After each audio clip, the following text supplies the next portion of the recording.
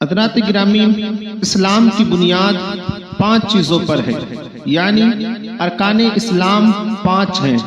پہلا ایمان، دوسرا نماز، تیسرا روزہ، چوتھا زکوٰۃ اور 5واں حج۔ اور ان عبادتوں کا دار و مدار ایمان ہے۔ بغیر ایمان کے کوئی بھی عبادت بارگاہ خدا بندی میں مقبول و محبوب نہیں ہو سکتی۔ آئیے سب سے پہلے اس کو سمجھتے ہیں کہ ایمان کس کو کہتے ہیں۔ ایمان کیا ہے؟ ایمان نام ہے اللہ اور اس کے رسول کو ماننے کا، اور اس کے لیے اقرار باللسان و تصدیق بالقلب ضروری ہے، یعنی زبان سے اللہ تعالیٰ کی وحدانیت اور رسول اللہ صلی اللہ تعالیٰ علیہ وسلم کی رسالت کا اقرار کیا جائے اور دل سے اس کی تصدیق بھی کی جائے۔ ایمان کے بعد نماز تمام عبادتوں میں سب سے ارفع و اعلیٰ ہے۔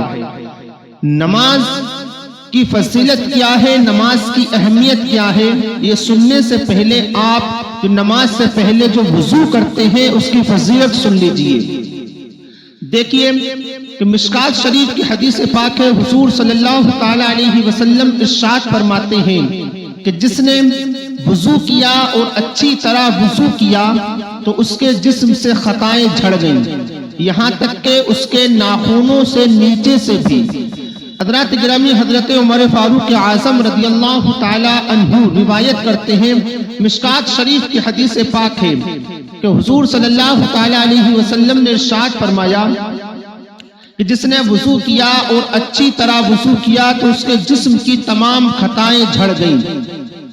حضرات گرامی، دیکھیے کہ جب ہم وضو کرتے ہیں تو وضو کرنے کا طریقہ یہی ہے کہ پہلے ہم اپنے ہاتھوں کو دھوتے ہیں، پھر کلی کرتے ہیں، پھر ناک میں پانی چڑھاتے ہیں، پھر اپنے چہرے کو دھوتے ہیں، پھر کونیوں سمیت ہاتھوں کو دھوتے ہیں، پھر چوتھائی سر کا مسح کرتے ہیں، پھر ٹکنوں سمیت پیر دھوتے ہیں۔ تو دیکھیے کہ جب ہم وضو کے لیے اپنے ہاتھوں کو دھوتے ہیں تو اللہ تبارک و تعالی ہاتھوں کے گناہوں کو مٹا دیتا ہے۔ جب ہم وضو کے لیے کلی کرتے ہیں تو اللہ تبارک و تعالی منہ کے گناہوں کو ختم کر دیتا ہے۔ جب ہم ناک میں پانی چڑھاتے ہیں تو ناک کے گناہ ختم کر دیے جاتے ہیں۔ جب ہم وضو کے لیے اپنے چہرے کو دھوتے ہیں تو چہرے کے گناہ ختم کر دیے جاتے ہیں۔ جب ہم وضو کے لیے اپنے باؤں کو، کوہنیوں کو دھوتے ہیں تو کوہنیوں کے گناہ ختم کر دیے جاتے ہیں۔ جب ہم وضو کے لیے چوتھائی سر کا مسح کرتے ہیں تو سر کے گناہ ختم کر دیے جاتے ہیں۔ جب ہم پاؤں دھوتے ہیں تو پاؤں کے گناہ ختم کر دیے جاتے ہیں۔ مشکات شریف کی حدیث پاک حضور صلی اللہ تعالی علیہ وسلم نے ارشاد فرمایا ہے، دیکھیے کہ وضو کرنے کے بعد ایک دعا پڑھی جاتی ہے، اس دعا کی اہمیت کیا ہے، اس دعا کی فضیلت کیا ہے۔ حضور صلی اللہ تعالی علیہ وسلم ارشاد فرماتے ہیں کہ جس نے وضو کیا اور اچھی طرح وضو کیا، پھر کلمہ شہادت پڑھا، یعنی یہ کہا اشہد ان لا الہ الا اللہ وحدہ لا شریک لہ واشہد ان محمدا عبدہ ورسولہ، کہ میں گواہی دیتا ہوں اللہ کے سوا کوئی معبود نہیں، اور میں گواہی دیتا ہوں کہ حضرت محمد مصطفیٰ صلی اللہ تعالی علیہ وسلم اللہ تعالیٰ کے بندے اور اس کے رسول ہیں۔ اور اس دعا کو پڑھنے کے بعد، اس کلمے کو پڑھنے کے بعد یہ دعا ہے، اللہم اجعلنی من التوابین واجعلنی من المتطہرین، اے اللہ تبارک و تعالی مجھے خوب خوب پاک رہنے والوں اور خوب خوب توبہ کرنے والوں میں سے بنا دے۔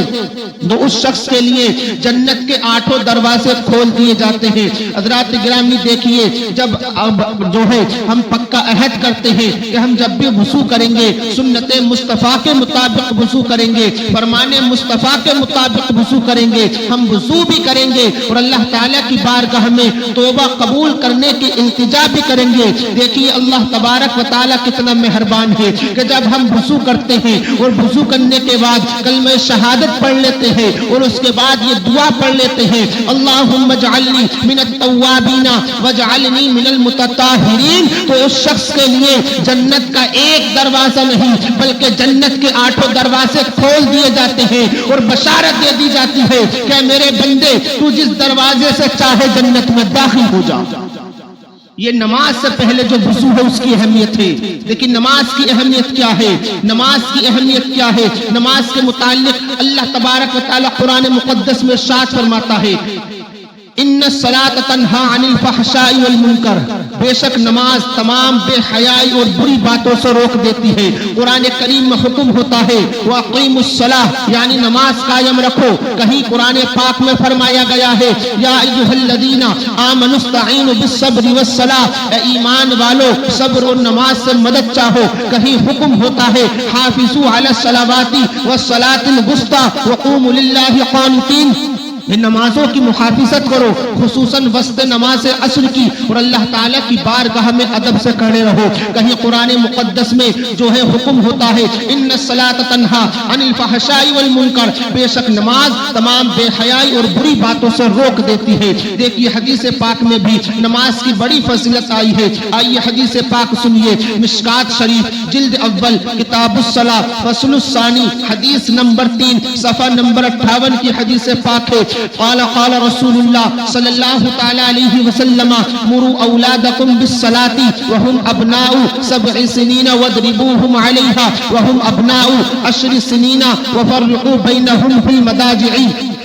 آقا کریم صلی اللہ تعالی علیہ وسلم ارشاد فرماتے ہیں کہ اپنے بچوں کو نماز کا حکم دو جبکہ وہ 7 سال کے ہو جائیں، اور ان کو نماز کے لیے مارو جبکہ وہ 10 سال کے ہو جائیں، اور انہیں بستروں میں الگ لٹاؤ. حضرات گرامی دیکھیے کہ حالانکہ نماز فرض ہونے کے لیے 3 چیزوں کا ہونا لازمی و ضروری ہے.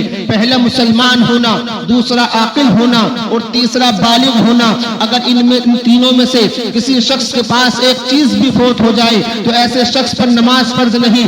مثلا اگر کوئی شخص عاقل بھی ہے یعنی عقل والا بھی ہے اور بالغ بھی ہے مگر مسلمان نہیں تو ایسے شخص پر نماز فرض نہیں. اسی طرح اگر کوئی شخص مسلمان بھی ہے اور عاقل بھی ہے مگر بالغ نہیں تو ایسے شخص پر بھی نماز فرض نہیں.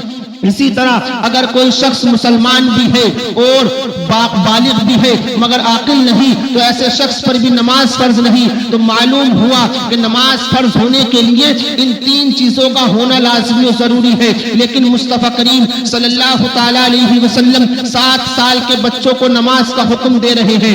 مقصد یہ ہے کہ بچوں کو بچپن ہی سے نماز پڑھنے کا طور و طریقہ معلوم ہو جائے، نماز پڑھنے کا طریقہ معلوم ہو جائے، اور بڑے ہوتے ہی بالغ ہوتے ہی نماز کا پکا پابند اور نماز کا پکا عادی ہو جائے. بچوں کو معلوم ہو جائے کہ کس طریقہ سے نماز پڑھنی ہوتی ہے، نماز میں کیا فرائض ہے، نماز کے کیا شرائط ہے، نماز کے کیا واجبات ہیں، اور کن چیزوں سے نماز مکروہ ہو جاتی ہے، کن چیزوں سے نماز فاسد ہو جاتی ہے. اس لیے حضور صلی اللہ تعالی علیہ وسلم 7 سال کے بچوں کو نماز کا حکم